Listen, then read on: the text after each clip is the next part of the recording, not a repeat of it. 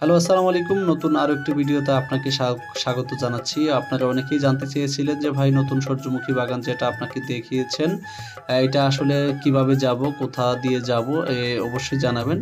আর তারই প্রেক্ষিতে কিন্তু ভিডিওটি করা। এটা হচ্ছে আমি নীলক্ষিয়া বাজার থেকে রওনা হয়েছি। এটা হচ্ছে সাজিমারা এলাকায়। সাজিমারা বড়ইতারি এলাকাটাই হচ্ছে নতুন যে সূর্যমুখী বাগান, এই বাগানের লোকেশনটা।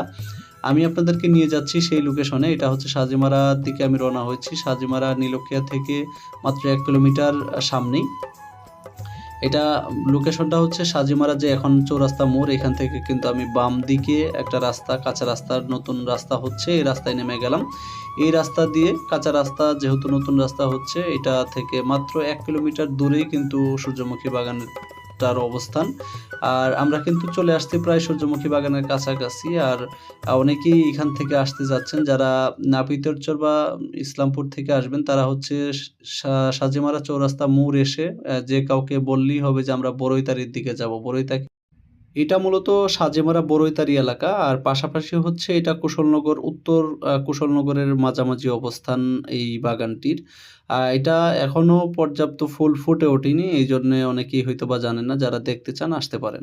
গঞ্জ উপজেলার ৬ নং নীলক্ষিয়া ইউনিয়নের ৬ নং ওয়ার্ড, এটা হচ্ছে সাজিমারা এলাকা।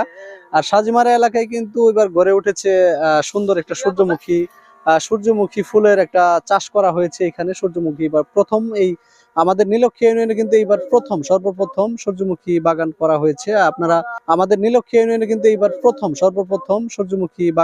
হয়েছে। আপনারা যারা এখানে আসতে চান অবশ্যই আসতে পারেন। এখানে এখনো পর্যাপ্ত ফুল ফুটে ওঠেনি, মাত্র শুরু হয়েছে। আপনারা যদি বাগানটা আমি আপনাকে ঘুরে ঘুরে দেখানোর চেষ্টা করি, এখানে মাত্রই কিন্তু শুরু করা হয়েছে একটা এখানে অনেকটুকু জায়গা জুড়ে কিন্তু আসলে সূর্যমুখী চাষ করা হচ্ছে।